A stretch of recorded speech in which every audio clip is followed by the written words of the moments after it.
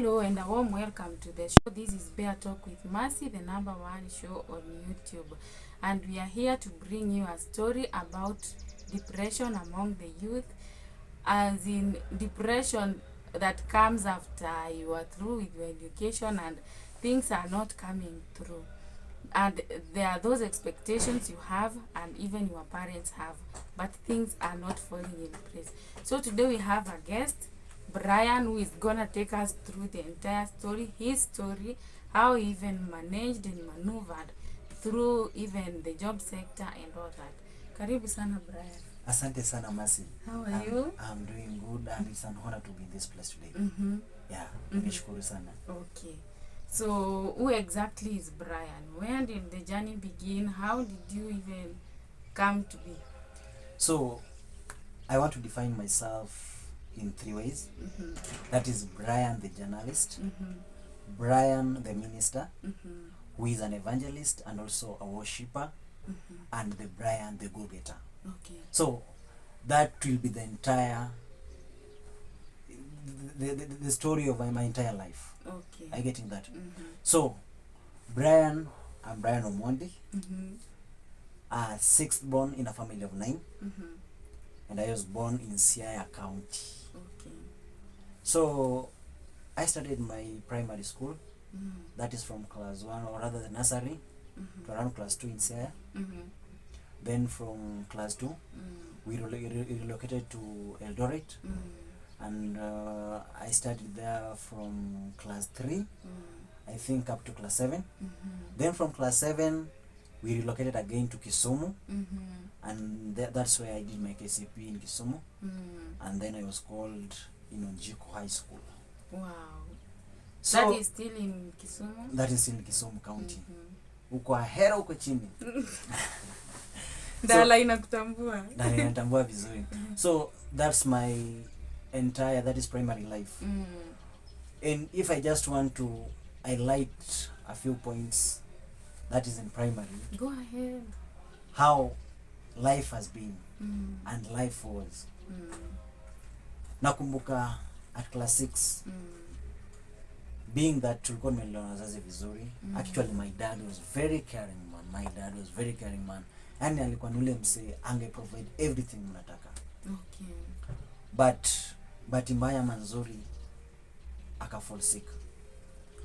Na akakuwa mwendo wazimu. Kukuwa mwendo wazimu at that point. Remember, mom was just a business lady, and she wasn't that stable. I can't say that she was stable to accommodate kulipa fee high school ya watu wawili ama watatu na bado kwa accommodate wengine.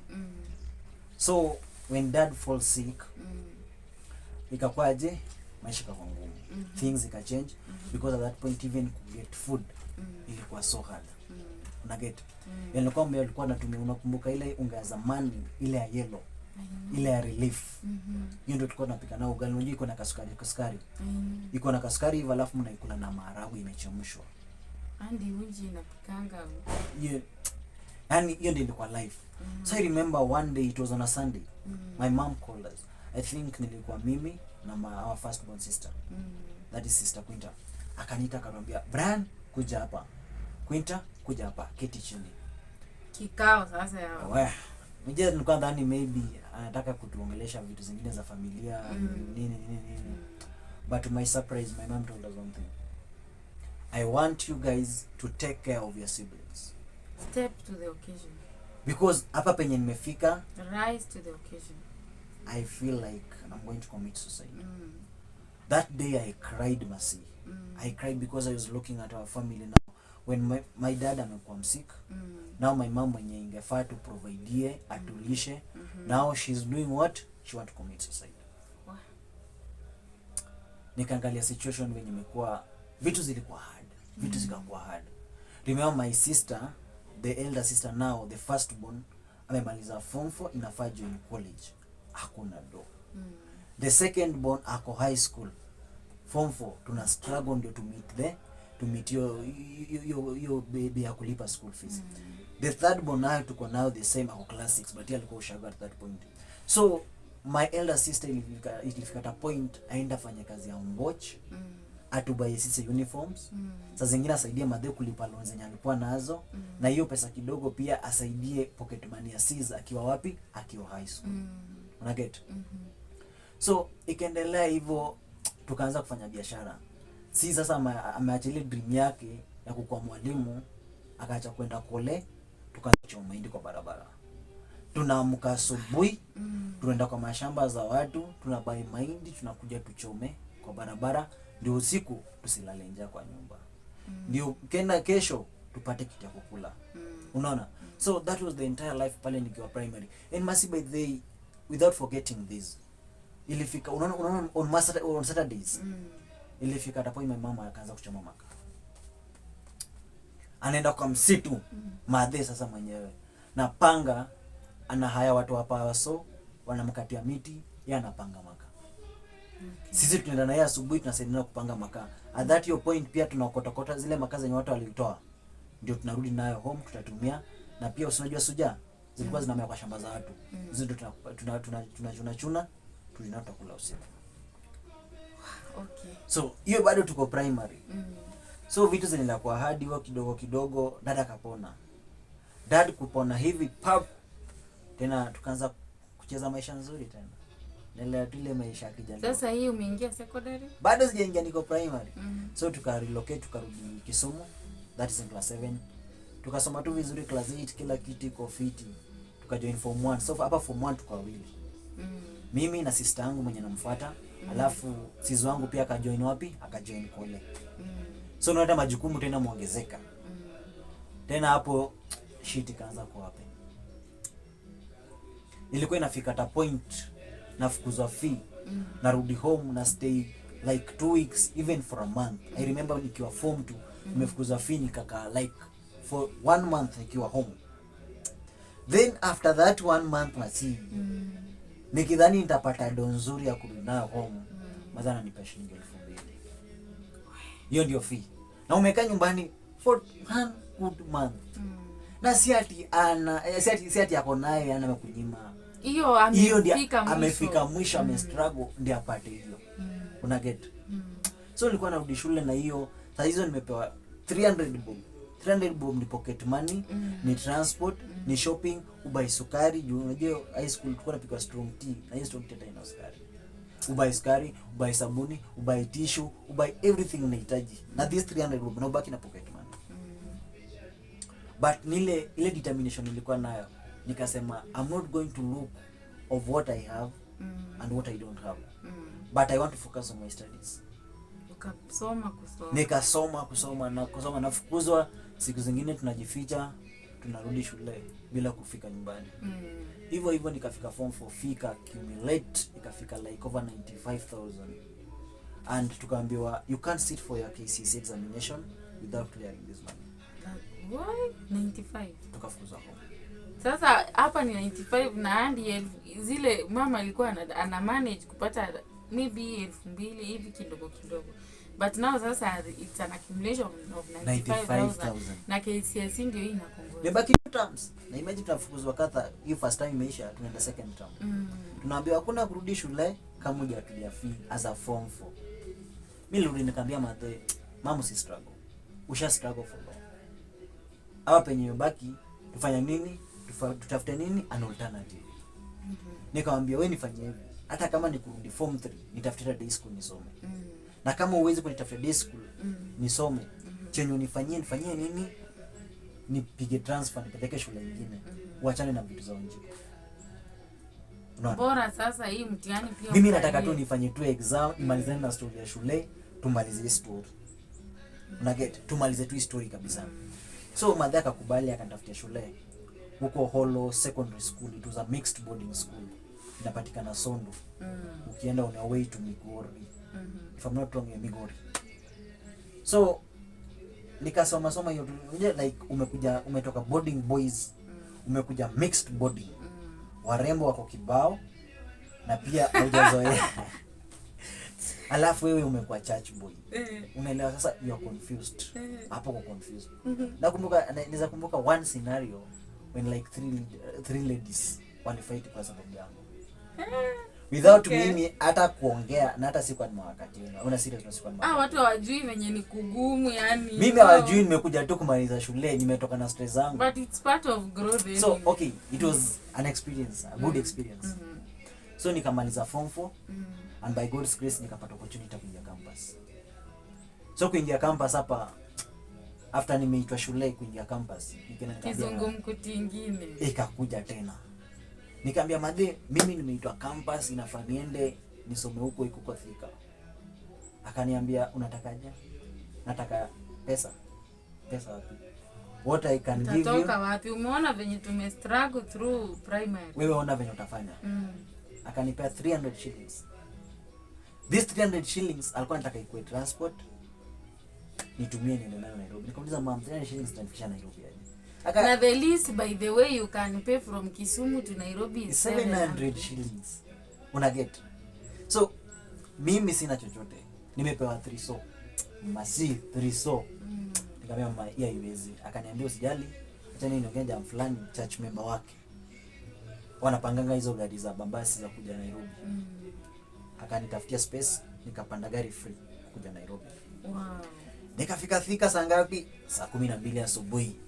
Kijana unajua mimi sijakuja kuniingia shule. Mimi sijakuja ati niingie shule. Nimekuja ku apply, nipewe 2 weeks ya kwenda kutafuta fee na vitu zingine, nifanye nini? Ndio nirudi shule baadaye. Si nimetoka nifika hivi shule. Nafika pale reception kupata application, naambiwa inafaa ukue size kwa class. Na hii ni course gani sasa unakuja ku study? This is journalism. Actually from beginning that is nikiwa Raima. Journalism imekuwa my passion. Imekuwa my interest because na remember anytime nilikuwa naona watu wananyanyaswa kwa society. It was very painful for me.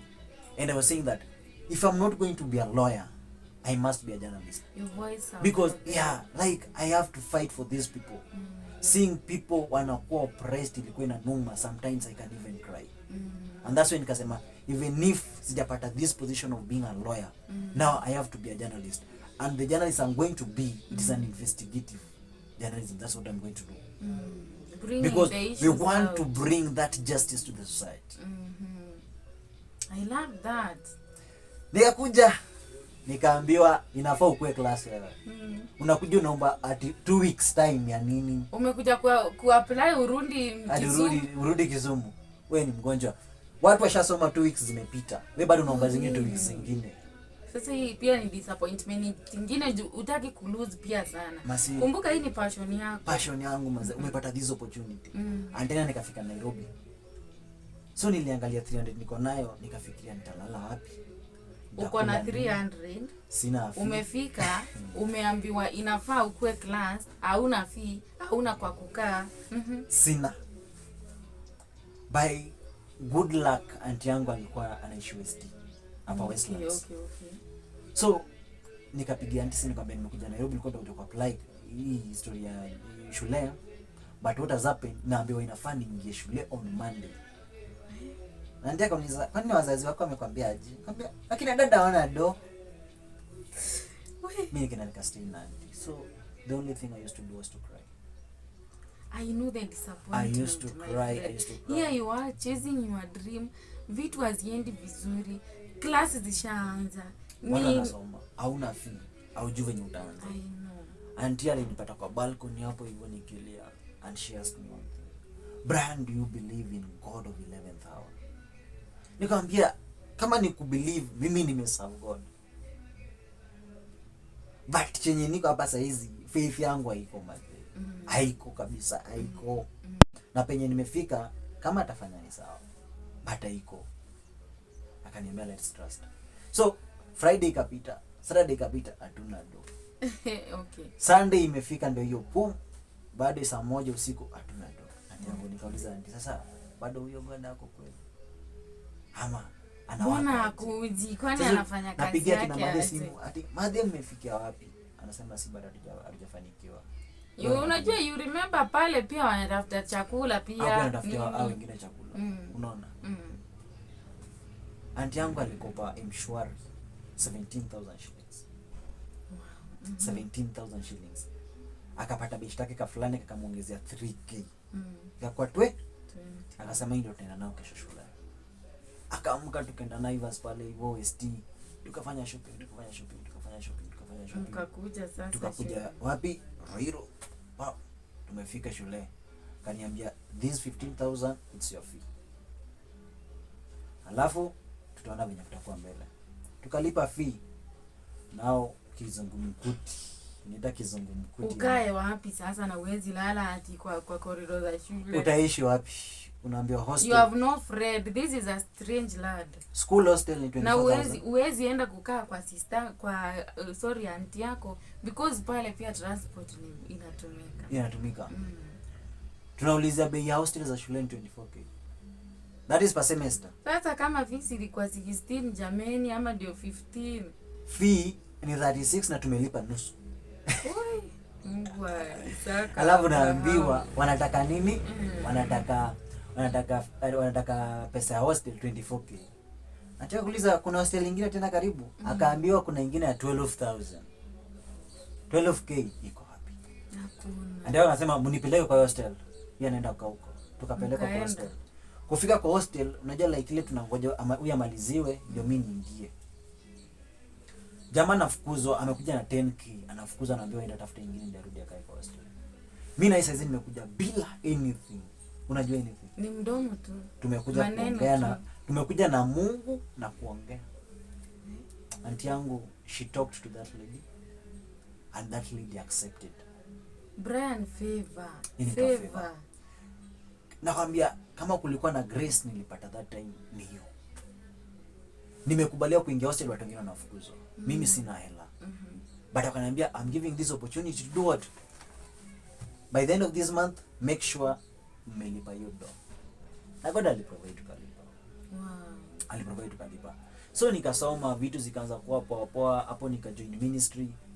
Nikaserve kwa praise and worship, Kama sasa ni wewe na Mungu. Kama huyu Mungu amewezesha nikapata hadi place ya kukaa, then this is the God that I want to serve. I was dedicated. Unajua ilikuwa dedicated.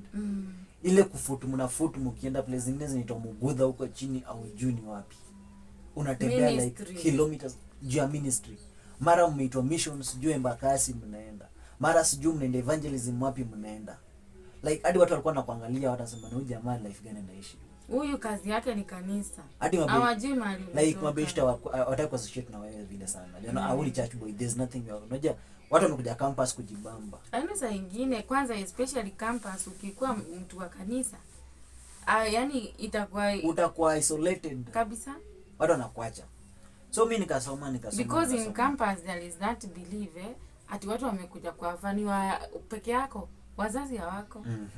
Hiyo ni life yako. Sasa unaifanya vile unataka. That's the belief of but most. Mimi nilikumbuka what God has done to me. Siwezi nikadisappoint tu Mungu. Asiwezi. God, I have just to do this. Even if I'm going to fall, because the Bible says that a righteous person will fall 7 times, but he will still arise. Nikasema hata kama nitarudi nyuma kwa ministry, but I'm not going to leave you. Ninakufa na wewe kwa hiki tu. Nikaserve nikaendelea kuserve. Sasa bado miaka inaisonga ya kusoma sasa. So the last year in campus sasa. Hapa niko last year. Na hapa sasa through all this time nani anakusupport in matters of kipesa? That was my dad. Juu alishakuwa stable. Asa alikuwa anajaribu akipata salary hivyo kila kitu anaprovide. Hapa sasa ni auntie, dad, kila mtu ana step in. Wako hapo ndani wote. So ikafika hapa form 4. Not form 4. The last year. That is the 4th year now. Si ndio? Tunamaliza inafaa nifanye na last exam Shosha nakufa hivi. Pesa ingefaa nilipie nayo fee hiyo semester ikaenda kwa matanga wajaluo nao na pesa ndio matanga ni kama sherehe. Matanga inakula pesa and Kisumu. Tunakula yani tumeenda kusherehekea sisi.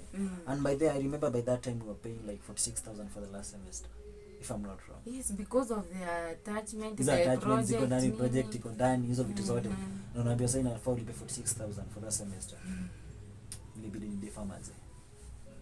Kudefer ndio nirudi next semester kufanya nini? Special exam. Okay. Ndio nimalize shule. So ndio before you for the next semester siko najua bado ndio inaenda kutoka wapi juu. Bado umejua tumekuwa na calamity hapa home. Dada ameshinda sasa ilibidi atoke job aenda shughulikia matanga home. Matanga za kwetu zina like socially take 3 weeks before ziko. So remember 3 weeks umesimama tu umengoja uone kama things zitakuwa sawa. Na wakimaliza matanga wanaambia bado wako na deni mahali. So haujui penye fine ndio kutoka that point. Unaget. So umemanage kumaliza, umefanya that special exam. So after campus, how did life happen? Hata before nimalize kwanza, nikirudi sasa, hiyo fee sasa. I think ilifika at a point that my aunt Josephine na bwana yake Ben, they had to sell ng'ombe yao ya dume wa clear the fee. Ndio nifanyia exam ya soup. Soup, the special exam.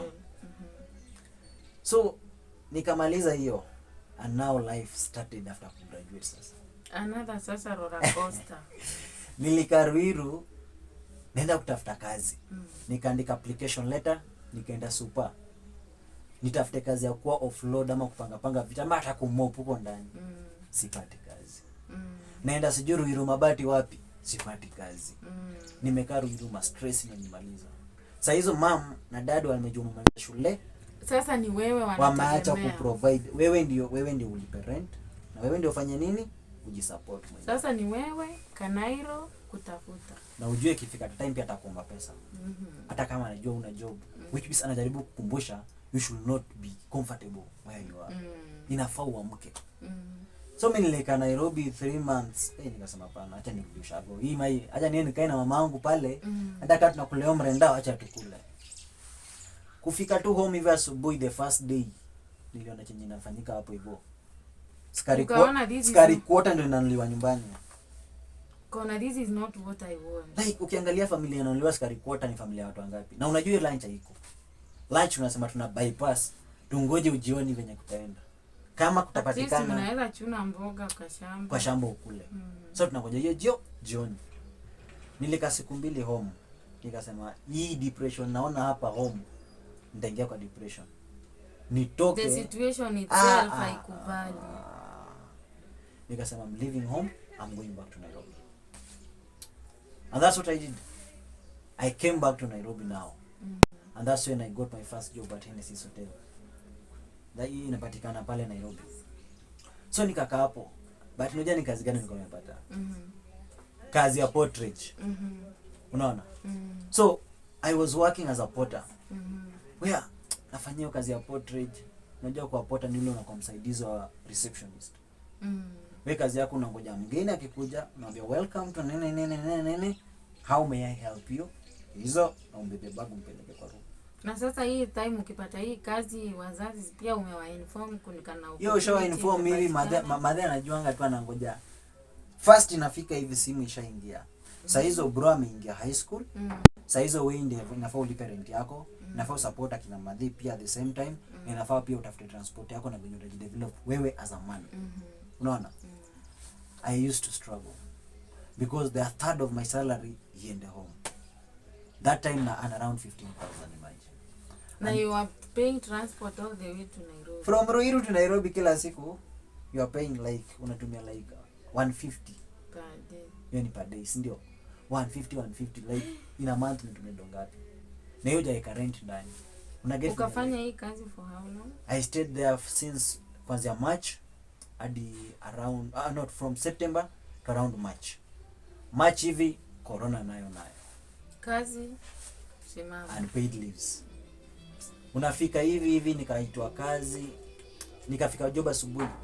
HR akaniita kwa office akaniambia Brian, we are sorry to tell you this that you are giving. Hiyo sorry inakaanga ni kama sentence ya sijui words gapi. Niliangalia tu jamani kana ungejua situation iko kwetu. Mnanipea unpaid leave. Naenda kwanza wapi? Tegemeo. Na mimi ndio tegemeo, kila mtu anaangalianga anajua kijana wako Nairobi anafanya kazi. Una get that level. It was very painful baby. It was very painful. Nilirudi nikaka kwa nyumba. Because pia nakumbuka that same time my sister tena mdogo amejoin tena high school. So high school tuko wawili. Kuna brother anafuata na kuna sister. Sinikwambia kwetu tuko around 9 people. High school ama campus? Sasa high school tulikuwa na watu wawili. Form 1, form 2. Sasa hapa mamu ndio hao wanang'ang'ana. Pia unataka you play your part. Mimi pia ni play mazee. Hao sasa wamenifunza, wamenifikisha this level. Wame-struggle sana because kama hiyo maneno ya fee nilifanya hata dada kwa M6, si ni kweli? Ilimfanya hata kwa hiyo mwendo wazimu at some point, ilifanya wakuwe na ma stress, unaona? And now I have to struggle for this. Juu utaki pia to succumb to these mental issues nini? Hiyo unpaid leave ilinikula and I said I'm going back home. Ukafunga virago. Nyumba yenye nilikuwa naishi nikachukua vitu nikaweka best. Nikamwambia mimi nenda home in case to succeed. Tuone kama kuna greener pasture. Hii corona ikisha we'll be back. So I went home. Nikakaa home nikasema mimi pia ni mwanaume, I can't just stay kwa nyumba ati mimi nangoja kulishwa. Lazima utafute. Ikabidi nitafute kazi na kazi nikapata sanitation officer. Hiyo ni nini? Sanitation officer kwa referral hospital. Unataka kujua ilikuwa kazi ya nini? Sanitation officer. Nikafika kazi ya kwanza nikupewa, nilikuwa nikufagia. Kufagia ndio iko na jina kubwa hivi. Iko na jina kubwa. Hawa watu wa So unaamka asubuhi unaenda job, umevaa vizuri, watu wanajua umeenda job. Ukifika pale hosi, wewe kazi yako ni kufagia, kufagia. Bahati nzuri nikaongezwa cheo, nikapelekwa laundry. Sasa hapa laundry na deal na madamu zimetoka maternity, damu zimetoka pale CS, zimetoka mawards, zimefanya surgeries. Ulikuwa unachukua hizo nguo zimefanya damu. But unajua you really need this money, so you have to work. Na sasa ndio nakwambia sasa the brand, the go getter anaingilia hapo. That sasa nimesema mimi na certificates kando. I don't want to know anything about the certificate. Yes, I have graduated, niko na certificate, but now if they can't help me right now, let me look for money. So hapa hivi nilikuwa nafanya kazi, nikafanya kazi hapa sijui for a period of 7 months doing this job before nipeleke sijui kitchen. Imagine masina hii mwili yangu nimeenda pale kitchen nikoroge ugali. Nikasema hiki kifo itaniumiza. Nikaenda nikaongea na madhe, nikamwambia madhe, hapa Siaya kuna radio stations mingi sana. Kindly just allow me niende ni volunteer. God akitenge kazi sasa, na pia hapa they hope is. Sasa wanaangalia mbona maacha kazi huku penye tuna uende volunteer. Mbona unaleta maringo? And you know when you are working na kupwe job si favorable, watu wana kama una pretend by the way. Like wanaona like wewe unaingiza maringo kwa kazi. Unaona? Mtu anakuona ama unaona uko na certificate. So unajua watu walikuwa wanaangalia like huyu jamaa anajua ako na certificate. So ako na maringo sana. Unaona? But mimi mwenyewe nilikuwa najua hapa penye nimefika, mazee nimefika mwisho. So bado nikaenda nikaconvince madhe, nikamwambia mazee acha tu niende. Akasema sawa. If hivi ndio umeamua utaenda hivi, then the better. Mimi sina shida. Nikaanza the first 3 months without a cent. Unaenda job asubuhi, unaamka, ikifika end month hakuna kitu. The second month hakuna kitu. The third month hakuna kitu. Tegemeo sasa. Nikaendelea kufanya kazi, but then I was so dedicated, nilikuwa na kila kitu, nilikuwa na work na roho yangu yote because najua ndio interest yangu, journalism is my interest na it's something I love so much. So I just have to do everything and anything. Ukachapa kabisa. Nikachapa kazi. Nikaongezwa cheo. Nikakuwa head of the news department. Ukisikia title unadhani nakuja na briefcase ya pesa nzuri. Title line nakuja ikiwa empty. But nikasema I'm not here for the titles, but nataka nichape kazi. Nikakaa hapo for over a year. Work, but sasa ikifika point mazee, unajua kama kila mtu anakusikia. Like the whole society, si account mzima wanasikia ni Brian Omondi anatangaza. Like kuna ile expectation society sasa wanajua jamaa kona do. Hauwezi pita karibu na best wako. Juu ukipita hapo atakwambia mazee sunilie kachai. Wewe mwenyewe unaona wewe unatamani hiyo kachai, lakini hakuna mwenye utaomba. But because alikusikia asubuhi kutangaza news, anajua jamaa kona do. Sasa na mazee mimi siwezi kufa kwa depression au peke yangu. Madhe pia anakuja kwa nyuma anambia, kijana, naona uliamua kuvolunteer, which means anajaribu kuambia mazee si tuko place hard, inafaa ufungue mind yako. Nikaamua acha kufanya nini, nirudi Nairobi. Nikarudi Nairobi. Kurudi Nairobi hapo hivyo nikaenda nika-apply job fulani huku Tao, hosi nyingine kubwa sana, ni Hosi International inajulikana. Nikaenda nika-apply, interview ya kwanza nikapita, interview ya pili nikapita, interview ya tatu inafanya sasa wanipe kazi. Wananiambia Brian, you are qualified for this position. Why are you saying that I'm overqualified? Si mlikuwa mnataka mtu mwenye qualified. Exactly. Mimi Experience. nime move to that level hiyo mnataka, hata kama niko juu but nime move to that level. Just nipate hii kazi. Wakaniambia tuwezi. Hati sijaribu Jalas, maybe Jalas anaweza kusaidia. Hata Jalas mwenyewe utamtoa wapi? Sasa najiuliza nitaanza tena kwa Jalas aje. Hati huyu jamaa anajulikana kwa media houses, maybe anaweza kupea connection mahali. Kasema acha iende sasa. Nirudi nikanyumba. By the watu hawajui saa hii cha muhimu ni pesa. Nirudi kwa nyumba nikiwa depressed by the ile stress real. Kazi yako ni kulia, kukula hata ukuli. Sasa hizo manywele ni shagi, ndevu unyoi. Naona like nasema mazi. Ndio life imeniweka. Nikasema sasa kulia haitanilisha, haitailisha familia yangu. Machozi itakuja ikiisha. But nahitaji solution. What is the solution now?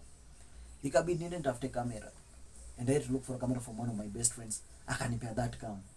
So nikafanya nini? Because I'm a photographer, I'm a videographer, I can do all these things. Let me do it on my own now. But all this time you didn't see your ability. Ulikuwa tu unategemea upate okay, job. Yes. Lakini ilikuwa ni pesa sana. Maybe I saw the ability, but now the resources was nowhere.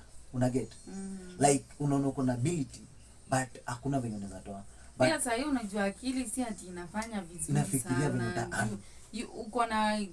Uko tu na vitu mingi za kufikiria. Unafikiria tu venye uta-earn. Upate dose kume nyumbani. Unaona? So ni huyu jamaa kanipea kaniambia Abraham usinipe chochote, wewe tumia kama. Hadi time utafeel unataka kuirudisha, wewe pata yako. Hii ni Mungu ameleta. Hii Mungu amekuja. So nikaanza na hizo services za church. Mbio ma customers wakaanza come through. Wow. And that's when nikapata the first client kwanza anaitwa Lina. Happy Mother's Day by the way. My friend, appreciation hapa. She gave me the first job ya kufanya wedding yake. Nikafanya wedding yake. Dadangu akakam through, akafanya wedding yake, akaniita. So the only thing I used to do by the way ilikuwa nile una hire. Una hire hizi my equipments, alafu tafute wasao kusaidia. Unajua pia hapa unajenga jina, leave alone. Lazima ujenge jina because hiyo Blessed Studios ilikuwa tu kwa mind but ijaanza cooperate. But now it's operating. Una get your point. So nasema I have to fight for this. And hivyo nikaendelea, so ikafika ta point nikasema since hata kama hii kazi yangu ya photography inaenda poa, I have to look for job. Because majukumu inaendelea kuzidi kuongezeka. So I had to look for job, nikapata job. Place hii nimekuwa employed. Na work vizuri and at the same time I'm doing the photography work. And that's how my journey has been. Wow. What a beautiful story from a young man. Ama nikuita mzee. Saizi mimi ni What an inspiring story through the struggles and of education, looking for jobs, and now he's even a CEO. Is you are really doing good. I'm proud of you. I always call him son of my youth. To me, I see him as a son because actually, for your information, we went to campus together. We were in the same class. So when I see him grow, actually, I really feel good. Na uendelee tu hivyo usilege kabisa. Determination is the key. Alafu pia confidence. Confidence ndio kitu ya maana. So uambie nini hawa youths wana give up wanarudi nyumbani? Kwanza kama kuna msee ningeongea naye, achana tadem kwanza. Boy child. Masi when ni boy child uligraduate, umesoma, umerudi nyumbani ukingoja utapata job. Bro, connection itafail. Chenye ufanye kitu ya kwanza, toko shago, acha kulala kwa hiyo bed. Acha ukishinda kwa movie shops juu ukifanya nini. Wewe kazi yako ni kubadilisha movies tu kila siku. Unajua ni gani imekuja mpya, ni gani haiko. Toka nje. Come out and struggle. Unaona? Second thing, being ambitious is not bad. But just remember one thing, that one day expectations zako zitafail. Na zikifail, are you going to sit down to relax because you may fail? remember ulienda shule si kupata cert peke yake.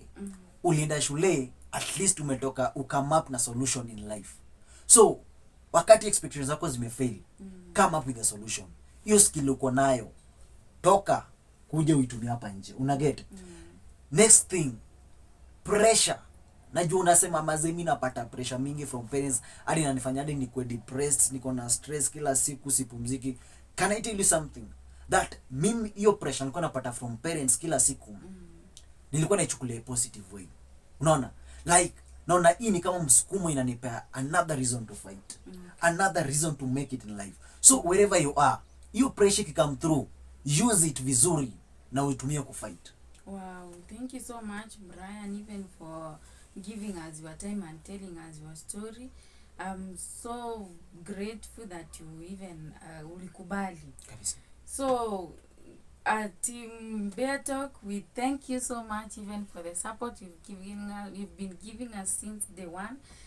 Yani manze mmenipiga shock ya support manze. Thank you so much for believing in us, and continue subscribing, watching, commenting, liking and sharing, and thank you so much, and see you in the next video. Bye.